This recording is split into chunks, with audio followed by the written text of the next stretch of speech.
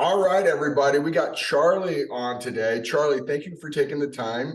Do you want to give any kind of breakdown? If you don't know Charlie by this point, I feel like you've been under a rock. But if you want to kind of describe yourself and what you've been Uh, doing and what you got going on here. so I don't think anybody lives under a rock. If you don't know me, that's totally cool. There's a good chance I don't know you either, so we'll call it a draw. Um, um, I don't know, man. Let's just talk. It's yeah, no matter what I say, it's just conversation and what we were just talking about off air, man. Like you would just talk about like how we can have a good conversation and hopefully that conversation motivates or stimulates somebody to do some good things to help other people.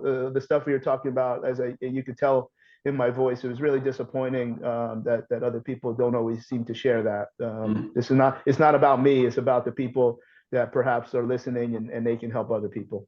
absolutely. So, conversation today, I want to center it on, ironically, pun intended, centration, which you brought up in your training as rehab course, and then several other things, several other times. Why don't you give a background on where you were exposed to centration or where you kind of came across that, and then maybe potentially give a full circle view of where you're at with it Yeah. today?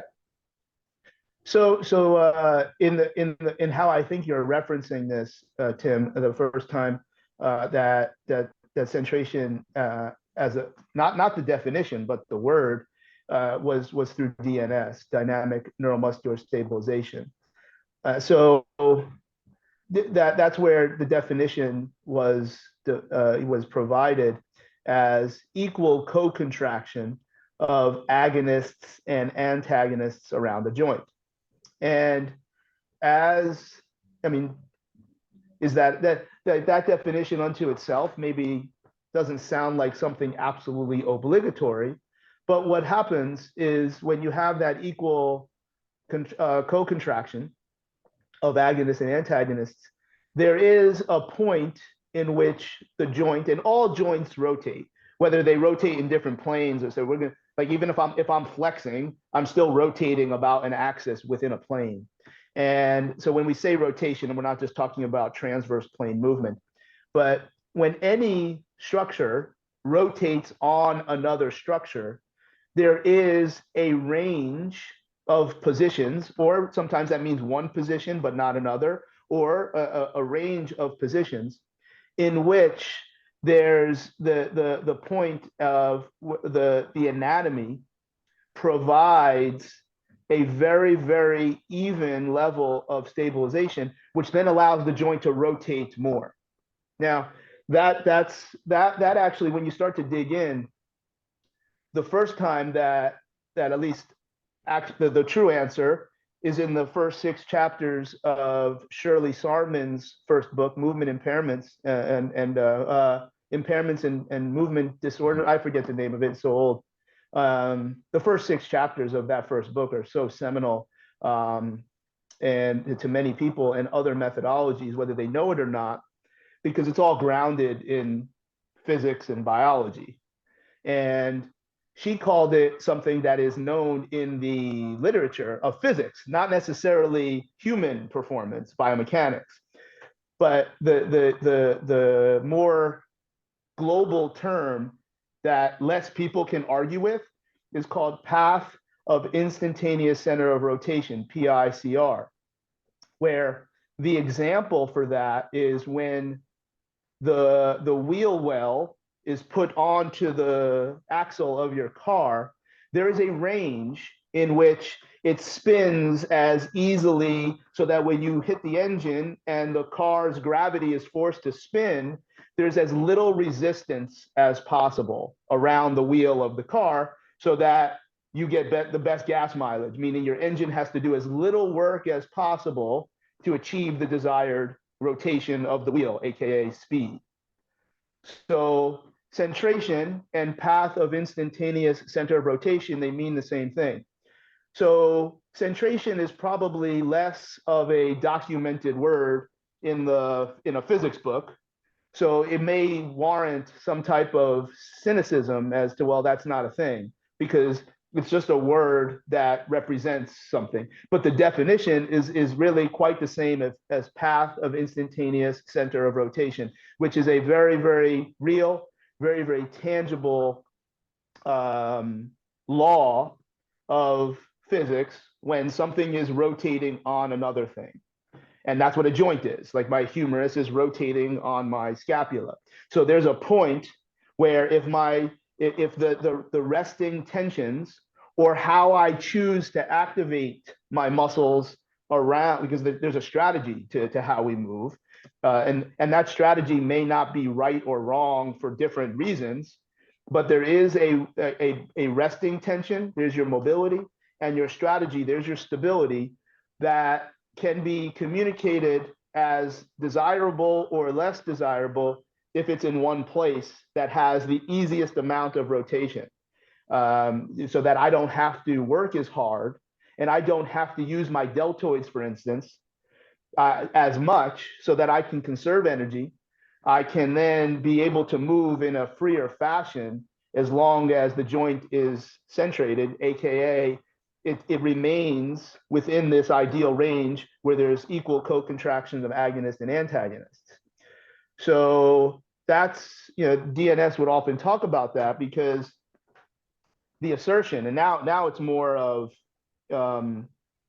sometimes when different models, in my opinion, when they have an opinion, it's presented as the reason, when in fact it's really just one of many reasons. And if there's a lot of potential reasons, but when you take a commercial course or a seminar series that is about things that somebody is very, very passionate about, if it's not inclusive, it's very fair to kind of look at what they're saying and be like, well, that's not really the only part of the story. But in their world, it is, because that's what they're selling you. Like, to sell someone else's reason may not make this business model make the most sense. Whereas you own some very, very successful gyms and you have a methodology that's very, very successful. Otherwise, you wouldn't have successful gyms. There are other ways to train other than the way you train. That doesn't mean yours is right and theirs is wrong. It just means there's other ways, and you will probably, because of who you are sensible and reasonable and be like, no, that's a great way to train. That's just not how we do it here. This is how we believe. But I think you can get there with the same way. No one says that in different courses. Mm-hmm. So DNS explains it in a very, very particular way as it relates to the joint positions that are significant to how a developing infant develops and becomes vertical and learns to crawl and roll and walk, et cetera, et cetera. Now, that's just one potential story that supports it, because the reality is, by the definition and illustration of what a centrated joint is, if baby doesn't have that joint centration, then they don't develop. So that's the foundation of these beliefs. Now, that's very hard to prove. However, it's certainly reasonable. So that's why if that storyline doesn't work, then you go back to the wheel on the car and Shirley Sarman and her book, which is physics. Like, physics is not deniable. Like, we don't have an opportunity to discuss the viability of physics until there's significant, very, very powerful research that says, no, we were wrong, that it's not 9.8 meters per second squared. But until that happens, physics is what it is. And that leads to the least amount of discord or stupid discussion on what this means and what this doesn't mean. Because at the end of the day, if your joint is not centrated, just like if the wheel wasn't on in this particular way, the car still works. And now if you have a great deal on gas and you have more gas mileage, there's a way to mitigate that. Like it's just, what is the most efficient way for a joint to move? And again, the relation to the human body is equal co-contraction of agonists and antagonists. And when you have that, you will have to put as little amount of force to achieve the same function. Doesn't mean you have no force. It just means that's the most efficient place for this joint to function. Yeah. One of the metaphors I was thinking about, which, to your point of, like, someone comes to a gym and they say, oh, wow, like, this is a great way to train. the first thing we tell them, it's like going to Chick-fil-A. Like, people still make burgers in the world. They just happen to make really good chicken sandwiches. We make really good strength training programs. However, where we come up short is from a cardiovascular standpoint. You should be doing some zone 2 stuff, because at a certain point, we're going to run short in terms of doing some cardiovascular stuff, some mindfulness, wellness, whatever other thing that kind of balances the scales. Doesn't mean because we don't do it at a high level or frequency that probably is going to be a conduit to overall health. But it's not important. Just being upfront on that, really. But you're right. Like, courses really struggle to say this is a part of the equation and not the entire absolute. Just like it's a strategy, and it's a business strategy. And I think in other worlds, at least for me as a consumer, it makes a little bit more sense. But certain, what even DNS that I brought up, I still would want people to have a filter, and like, if you're closely aligned with me and I recommend that course, I would typically say, no, we have to come back and talk about it later, because the courses that seem to be the most popular right now are all rehab based. They're all based in rehab. They're not based in training. They're not based in physiological training. They're not based in what you just talked about, zone 2, or lifting heavy things. They're based on how do you not get injured, or if you are injured, what do you do about it? That's what it seems to be the most popular stuff right now, and for a long period of time. And there's reasons for that may be more my opinion. But more importantly, there's a business strategy that says, not only this is what I do, but nothing else exists, because then you'll continue to consume me. Because if I can convince you that everybody else is awful and horrible and wrong, and all you need is my stuff, you'll spend all your money with me. And that's that from a business standpoint, that's probably a pretty good strategy. Yeah. But I think when it comes to human performance, there's something that's, it's okay. Like, I can speak on it in 2 ways. Like, I'm talking out of the side of my mouth. From a business aspect, I understand what they're doing, and I have no choice to respect it, because I'm a business person. Except that's not the only way to do business. And when it's about human performance, and it's about working with people, I think that having more global view and consuming all these isolated, exclusive models, but then putting them together is a much better way to help people. And now, when someone is closely aligned with me, whether they work with me personally, there might be some things that I'm very, very against, meaning you're not doing this. If you're just somebody who's listening to a podcast, I want you to do everything, and I want you to take everything from all these different worlds, then mash it all up and put it into your own world. But if you work with me, then you don't get to mash up everything, because this is now about business. Yeah. So it's probably a factor that not everybody always talks about, because not everybody's a business person.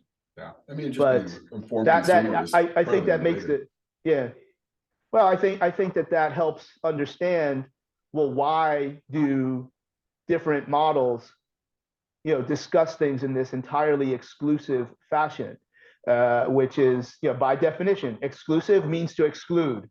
So I mean, that would be like, all I need to do is consume you. Like, you get every one of my dollars, and that's just stupid. Like when you think about it like that, I mean, your shit does everything. Like, you know everything, and I don't need to go anywhere else.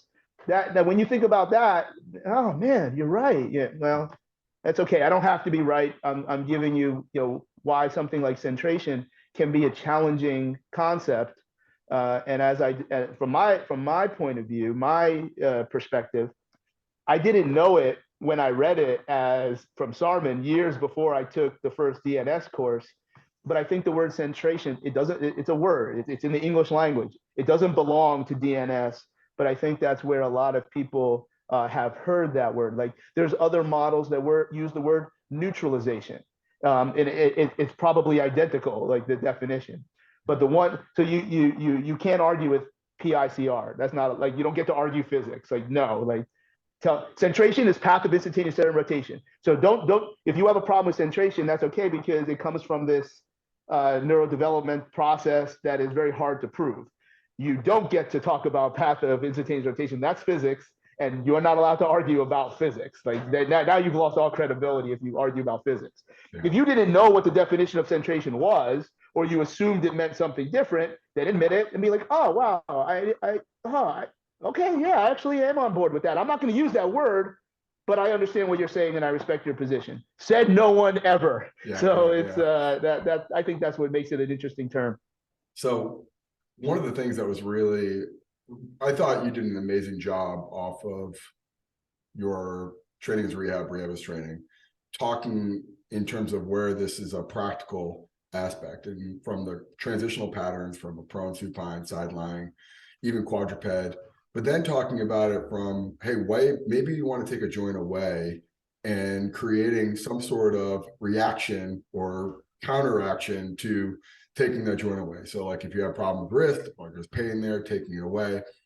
Essentially, the point being, it's like play around and find some stuff where you really did an amazing job from my perspective, where it really like sunk home and it was like that aha moment, was talking about it with your feet in the ground and stuff with kettlebells and stuff with like expressing force and velocity or power, and really trying to control that. And the one that like was the stickiest moment, and to be honest, we all watched this as a staff when I was at Army West Point, and we were psychos about packing your neck because of you just being so adamant about it. And like, to be honest, to this and now day, it's like the most normal. It's the most normal thing now. but Like everybody like, it was such an abstract thought at the time, right? Like it was like, oh my God, like Charlie saying, pack your neck, keep your head in line with your keep the cervical spine under control while you're hinging or squatting.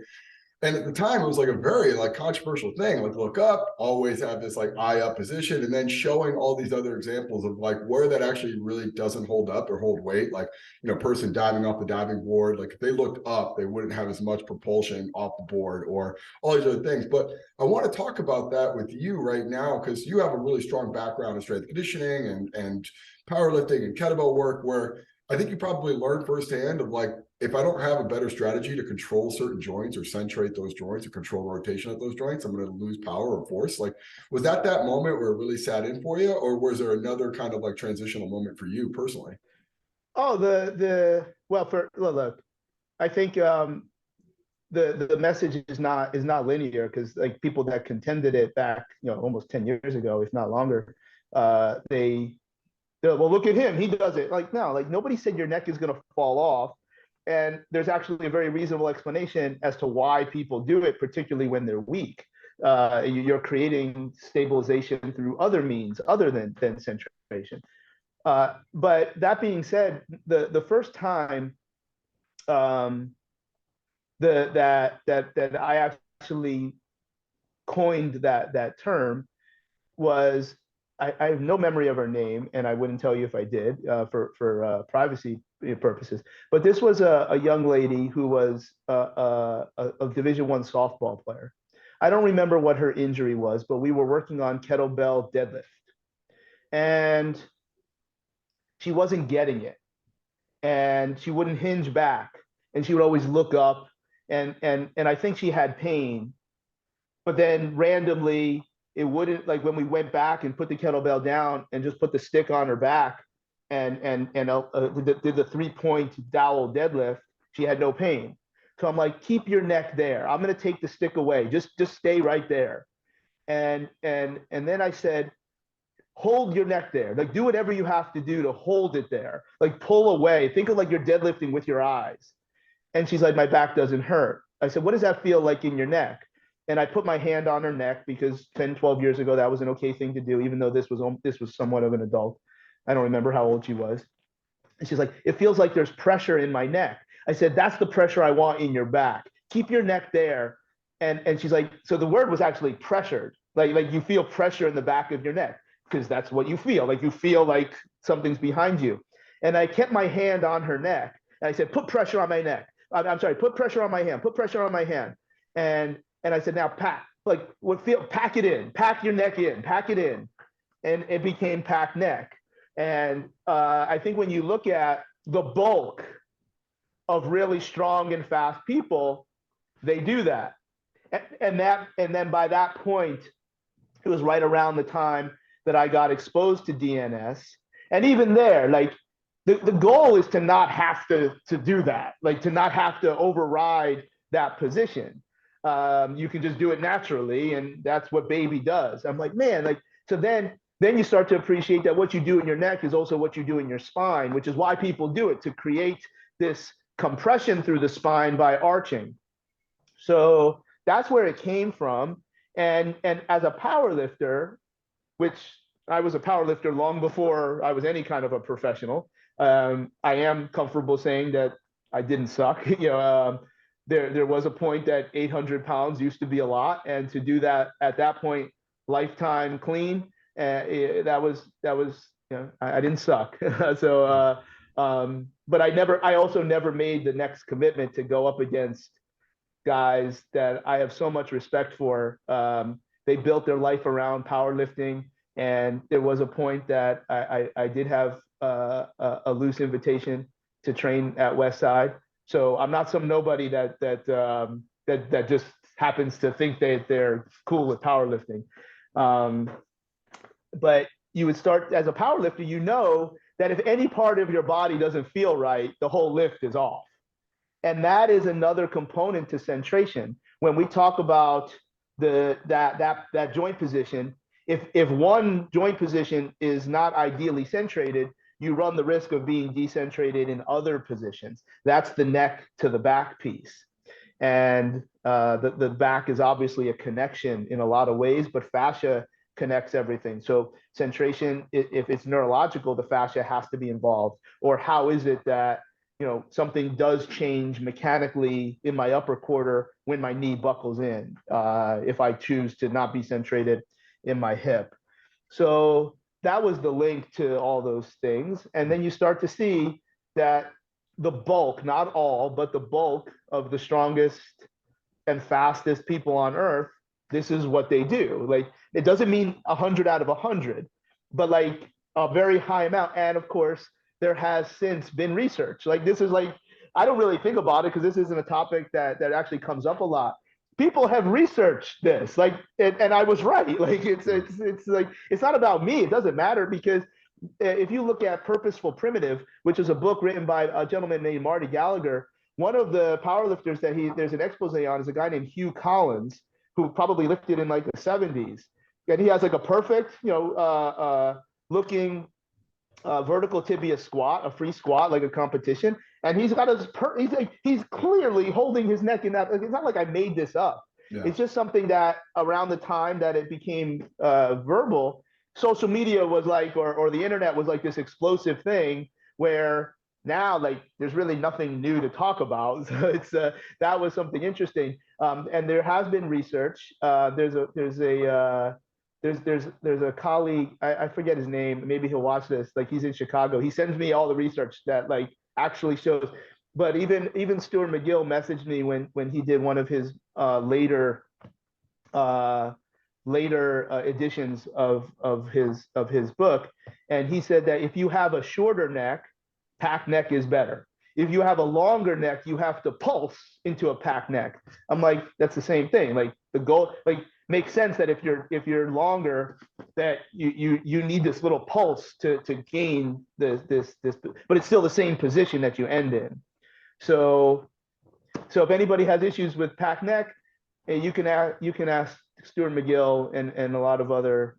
Of course, it's not called that in the research because that's not a real term. But a neutral neck is that is the centrated neck position. Interesting. So I had another question I wanted to get into, but this one I think is just more pertinent to what you just described. Where if you look at weightlifting, snatch, clean, and jerk, there's a handful of varieties and styles, and I think there's some amazing coaches who distill it down to some of the things that you just talked about. Like, the best in the world do this organically. So it really comes down to just keeping it close, make sure you pull it fast, catch it deep. The interesting thing, though, and this is something that since the advent of post-steroid era and reforming the weight classes, is this transformation off of potential for female versus male weightlifting. We haven't made much progress in male weightlifting in the last 30 years, where females have just skyrocketed. They're closing that gap really fast. And Bud Chiringa, who's a very interesting guy, had a really good book called Demasculation of Sport, which is very rare, like almost like punk rock-esque, like you can only find it at certain like weightlifting conferences. But he made the assertion that the only difference between 1988 and now is the fact that females are just way more reactive and utilize more of a phosphor like flop in terms of weightlifting. So they pull to their waist and drop under, where males are still trying to pull to their highest point. And if you see some of the pictures, like they're trying to time the bounce, they're trying to time the oscillation of the bar, where males are going to be more force driven. And you see, like, and I'm just having this image as you're describing the power lifters or every other, like yourself, like getting this packed neck, where females are like trying to react and trying to organize their body based off elastic energy. Now, my question to be on this is, in the terms of like trying to not use contractile force or this like overcoming type of contraction, is there a case to be made off of like when all else, like shit hits the fan and you're just basically meet this like perfect intersection of threshold and body's capabilities? Do you ever find that there's a point of like ditch all things and just organically react to the situation? And that might mean like getting certain joints out of alignment and trying to find ways to overcome. Of course. I think there's multiple ways to describe that with maybe some more simpler terms. There's a big difference between a training lift and a competitive lift and a survival mechanism. So at no point, again, as I said earlier, like nobody said that your neck was going to snap off if you look up to the ceiling. That has nothing to do with Olympic lift or powerlifting. That's just, there's if you have a nasty looking box squat and you rack it, that's you probably improve some things and you probably paid with some other things if that's always how you lift. Obviously, if you just do it once, like not the end of the world. And then if there's no spotter nearby and you're in a half rack where there's no pins, you got to do what you got to do to get the bar off of you. So that should not be ignored. But like to do something that is obviously someone's rationale, and everybody has their different standards and thresholds for when they want to exceed technical failure. I mean, that's now remember, technical failure in a competition is different. Like good form in whatever you decide to be good form is typically just one possible solution to getting 3 white lights in a weightlifting or a powerlifting event. So, but I don't get excited about hideous looking lifts that you clearly traded something just to get the bar up. Like that was no longer as an adaptive environment. You now spent your adaptations on executing this particular lift, but that's just part of training. Like that's, I mean, that doesn't offend me. It's just it offends me if somebody weren't, oh man, that was awesome. I'm like, yo, that lift looked like trash. Yeah. I mean, it's nice that you got it up, but and in the squat when it's harder because like it's not like bench press. Like a bench press, you can keep somebody in and they can still work and get strong if you give them a good spot. That doesn't really happen in a squat, and in a deadlift there is no spot. So when it comes to Olympic lifting, I thought you were going a different direction because correct technical form for a competitive Olympic lift, because you're thrown forward from the shoes, you have to throw your head up to even yourself. But then clearly on the second pull, you're not going to see people doing that anymore. You see them with a very, very strong packed neck. I wonder, like if you're in Olympic lifting shoes, it's going to be very hard to keep your neck neutral. You have to mitigate, like if you're being thrown forward from your, that's what it is. Yeah. Obviously, you can have a flat shoe that's very, very stiff, but the heel changes your basis of, it changes where you are in your base of support. So that's why when you look, like that's a good looking first pull for a competitive Olympic lifter. But then they change it very, very quickly when you get into the second pull. You don't see too many people doing that, because that is the best way to put as many wheels on the bar. If we're going to use Olympic lifting in a training environment where I actually don't care how much weight is on the bar, and we're looking for a purely adaptive environment, we're going to coach it that way. I don't care if you don't lift as much weight. And that's my belief as a coach. And we've now explained why I believe what I believe. I don't get mad at you, like if you do it some different way. Like that's different than what we were talking offline. I don't care. Like I'm like, oh, okay, cool. Like, yeah, how about them Cowboys? Like that's Mhm. it's a shame. But I thought that was where you were going. But that's a good example of the how you have to do that in order to win an Olympic lifting meet, and you're probably paying a little bit, but the mechanics of how you go up and down when you have a good pair of Olympic lifting shoes, which I have in my closet right there, is a very real thing, and Yeah. it's just you're going to put way more force into your knees and less into your hips, so that because that's what Olympic lifting is. Um, you know, um, if you want to squat hip dominant and you put Olympic lifting shoes, you'll understand what I mean. Like Yeah. you change the centration of your ankle, so you can't do something with your hip.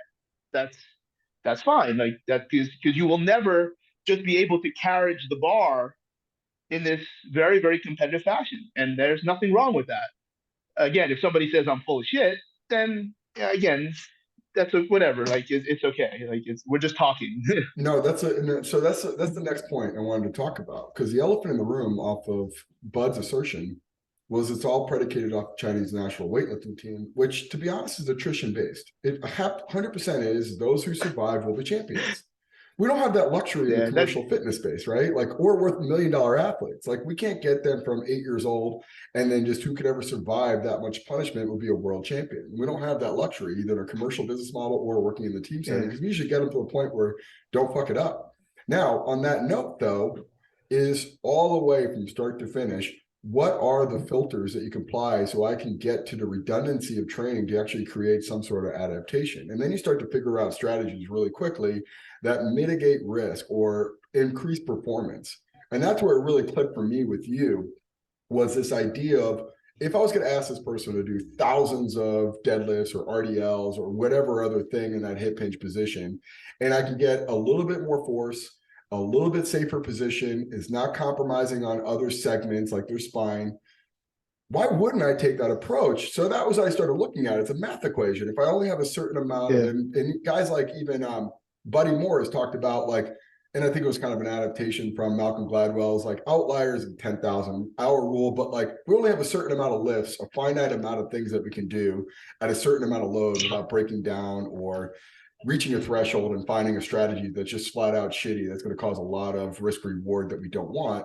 How do I mitigate that and get in the front end? So that's where I started looking at like progressions of like, all right, if I was going to take, if I wanted to get them to be able to RDL or snatch or clean and jerk at a high level with really heavy loads or a lot of volume or a lot of time under tension, what positions do I need the other segments to D and how do I reverse engineer that? And where I'm going to go with this next of one of the things that you talked about, and this is, I guess, a principle with a lot of movement practitioners, like all the way from Philip Beach to DNS to even like Pavel and kettlebell stuff, and like taking some joints away and looking at it from let's create a bipedal to a quadruped or a half kneeling and tall kneeling position to see what happens and see what the reflexive outcome is from that. I want to talk about that where we start, and you did it with your example of the softball players of like, let's start to take some things away and see if I can fix this in a different environment. In terms of centration and looking at from a different position, because the rules changes when we're quadruped versus bipedal. What is your thought process on when to kind of go to that strategy? Like bipedal or single leg stance isn't working. I need to pivot. Okay, so regardless of where your starting point is, because everybody's different. Like in a perfect world, you would pick the correct entry point that's the most progressive to your training program. If you don't know what your training program is, the whole idea is mopped on the floor. But let's say you're struggling with a vertical position, and that's just whatever. You really don't know why. So if you then you just take the same principles of a great movement evaluation and apply it to your individual environment. So if it's a squat, that means the spine is standing. Okay. But then you can do a squat on your knees. You just do a like a low kneeling to tall kneeling. That looks awesome. Like, and look, you know that full well. There's you put a heavy bar, mildly heavy bar on your back, and you kip up, in that explosive. I don't even know what the word is, but it's a brilliant, power training, dynamic effort type of thing. Did that look good? Well, you can suggest that some interplay of the knee, the ankle, the midfoot, the toes had something to do with that squat. So I don't know what that is yet, but you can now load your pattern, in a very, very effective fashion, because now the spine is stacked. It's not standing anymore. Then if that didn't work, in theory, you can go to the spine being suspended. So now you go to quadruped. And is there a way to train the squat pattern? Well, you're going to have to rig it. You'll probably never really be as developmental as you can while you're stacked or standing. So maybe you put a band around your hips and it goes this way, and then you sit back, into the squat, or you can put the band the other way, depending how you want to train the eccentric or the concentric pattern. So if that doesn't look good, then you go on your back and then pull your hips up, because now the floor takes up all. So now your spine is supported. So if I go the opposite direction, spine supported, do you dominate? Spine suspended, do you dominate? Spine stacked, do you dominate? Spine standing, that's where most of your fitness, not all, but most of your fitness is going to happen in the standing position. Obviously, there's value in other things. You can do that. Additionally, you can change the stabilization demands. So sometimes, if you put a rubber band around somebody's knees and force them to push out because they feel wrong when their knees come in, all of a sudden their squat looks perfect.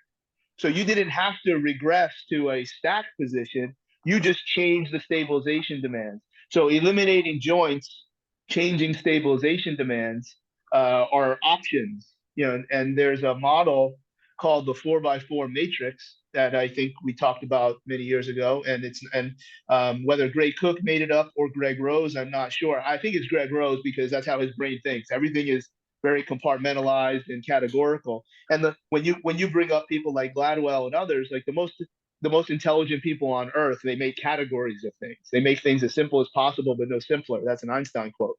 Greg Rose is one of those people. And the 4x4 matrix gives you a way for you and I to communicate as to what was the neurodevelopmental position, and then what was the motor skill environment that allowed the person to adapt and then move on, adapt and then move on, adapt and then move on, until you get back to your terminal fitness choice. So, the position of changing positions, the concept of changing positions, I'm sorry, is on the floor to quadruped to kneeling, sitting. And then within each of those, there's all sorts of variations that allow you to be, you can do this model, you can do this model. But now you can, in your mind, because if you did the evaluation correctly, where they kind of started to no longer show competency, that's their entry point. That's where you have to get them to be better at. So that's how you look at it. So you can start at the finish and then scale backwards. That's a very long process. If you actually did a good evaluation, you wouldn't have to, you wouldn't have failed, because you would have known or had a strong opinion, a strong position that if we did go there, we're not gonna be very successful. The stabilization thing, as you're looking through, and one of the things I talk about with my staff is figure out what you can control. Right, we don't know why that sucks and why that movement pattern isn't what we want. We know what we want it to look like, but we don't know why it's not going good. Figure out what you can control, and if it looks better in a tall kneeling position, that's where we're at today. The thing I want to go into, though, is it goes into a whole other continuum here, right? Where let's say the goal is body comp or creating some sort of architectural change of that muscle, right? Whether it's rehab or bodybuilding.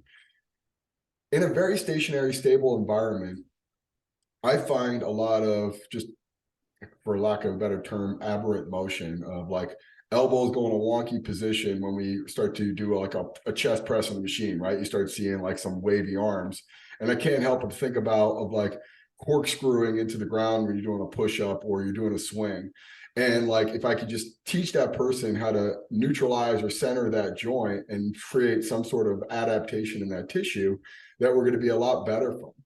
In terms of like, and I know you probably come across a handful of just all walks of life, from elite level athletes to Gen Pop that just want to look better, and you leverage some of these tools. are you looking at that and saying, okay, now I've gone all the way up roses 4x4, very stable, but very, very specific area.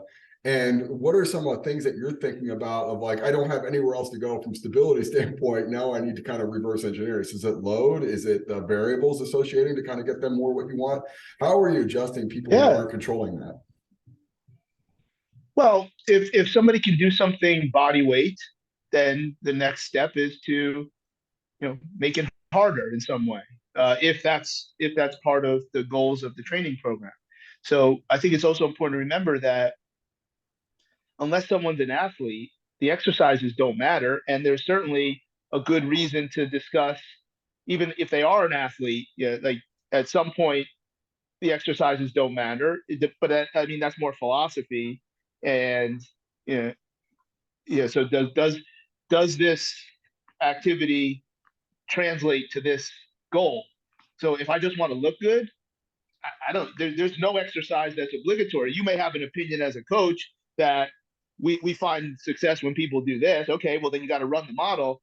But if nobody can do it, like it doesn't matter. Yeah. But at the end of the day, it's completely irrelevant. They're just vehicles to create change inside the body. I don't need to replicate this other movement that this lift or this activity is a component of. So I don't need to do any of those things. That's I guess that's an opinion, but I don't know. I don't know how to No, it's I'm wrangle 100% a with that. discussion Yeah. on that. Like it Yeah. doesn't matter. Like so you could say like, well, we don't squat anybody. Well, do you reach your goals? Well, usually it's the person that decides what the goals are because that's how this works. Like Yeah. I don't get to decide your goals. Like you can choose what I say, but I don't make you do that. And I think that's just a function of how we commune and how we communicate. But I think sometimes making something harder is the right way to do it. So I'll take your example, which I actually would not find to be common, but I'll run with what you said.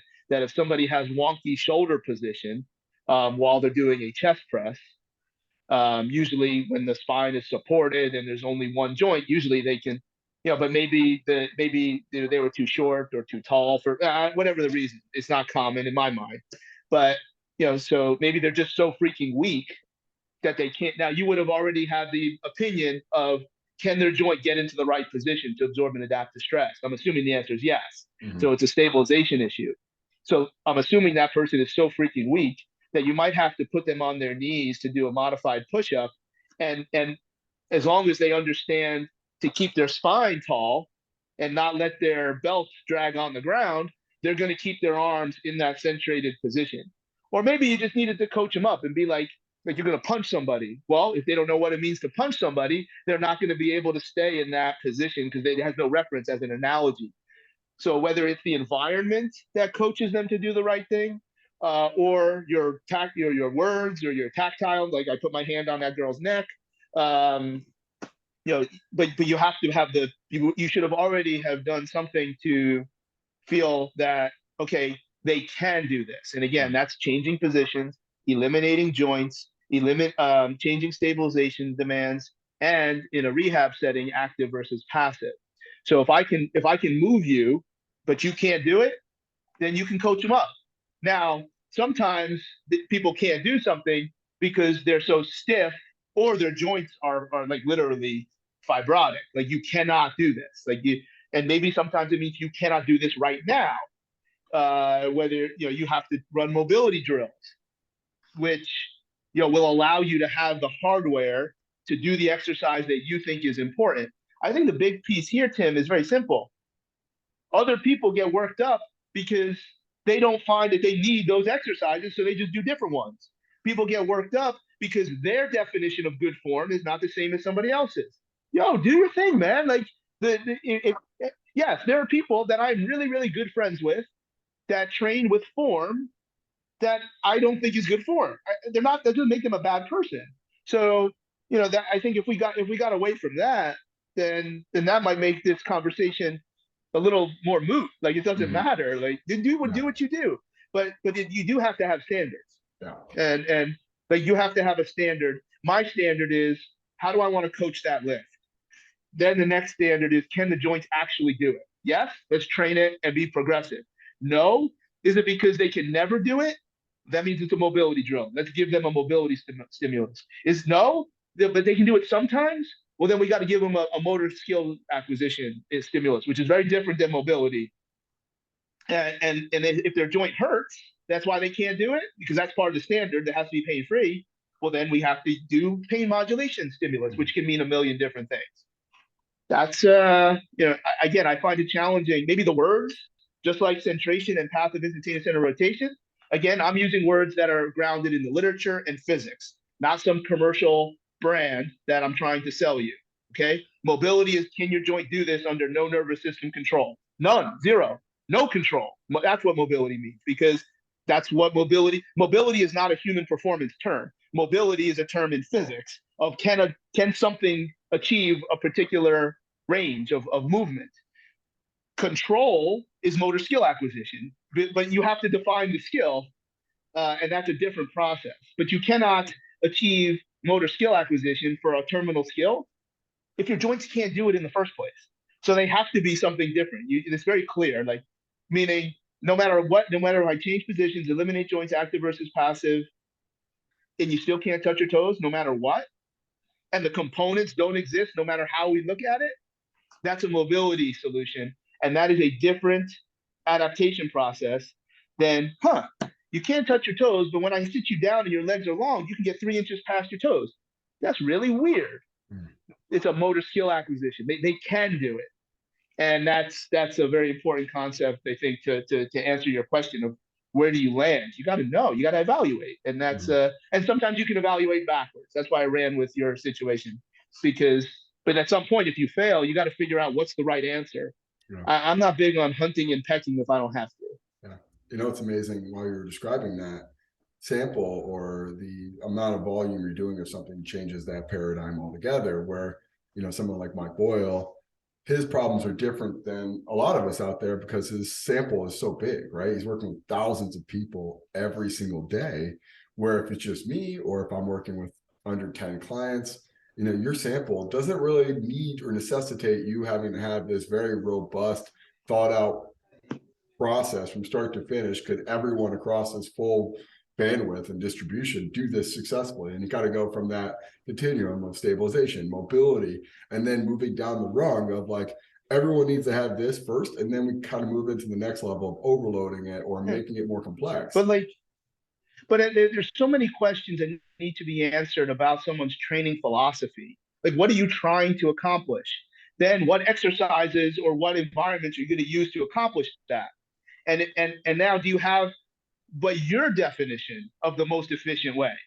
Like, just because I don't think it's efficient, I might be right, I might not be right. It doesn't matter. Like but people don't pick that for themselves. They don't even think of it in that type of systematic valuation of what they're doing. Because again, like what you say with one of my older brothers, Mike Boyle, who no one knows me without him, and that's important for me to say, is I think everybody knows, like, we don't train people the exact same way. I train a lot of people the exact same way he does because he's better at it than me. Like he's done it for 30 years, 40 years. And why would I do it a different way? Like, why wouldn't I just do it his way? You know, because he has more repetitions of doing it than me.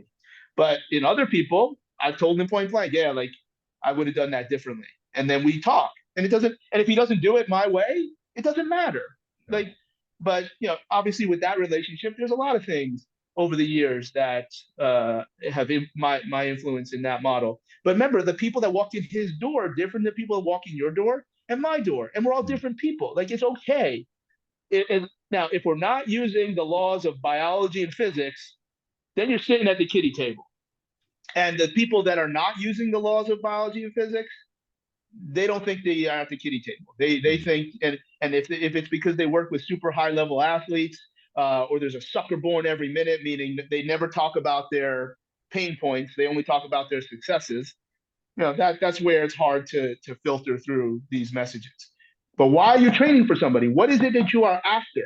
Because if you're training for connective tissue strength like a gymnast versus, you know, a ridiculous, unfathomable high level of power like an offensive lineman, those are two completely different training programs.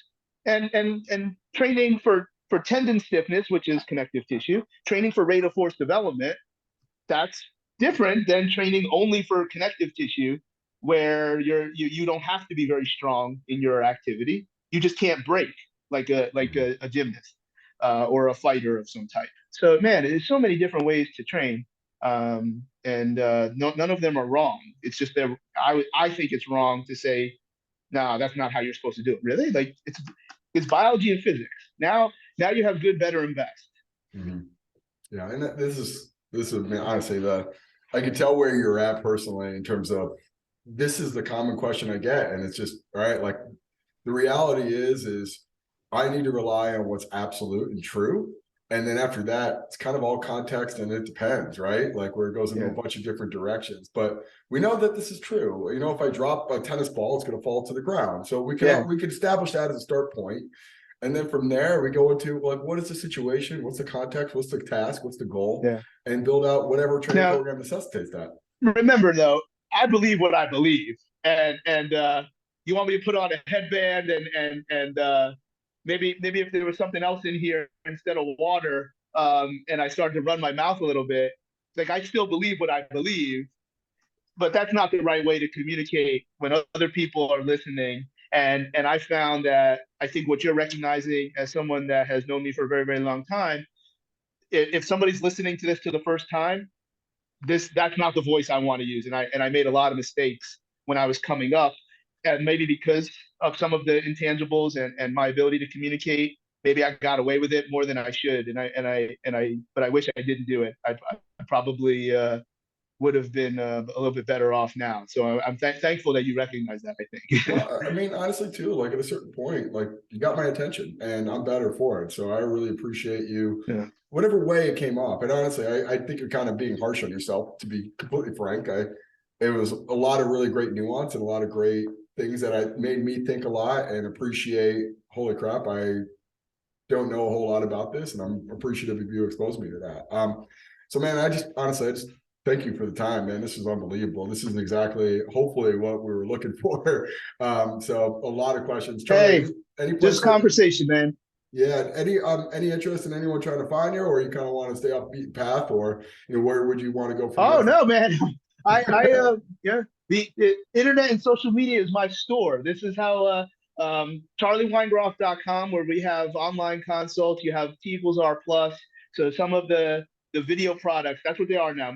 Back when we came up, it was DVDs. Mm-hmm. Everything is on the website. Everything is digital, and there's some other things that are they're just brain dumps. So I think there's like 9 different, and nothing is short. Like everything is very substantive. My social media is Charlie Weingroff on Instagram, CWagon75 on Twitter, and I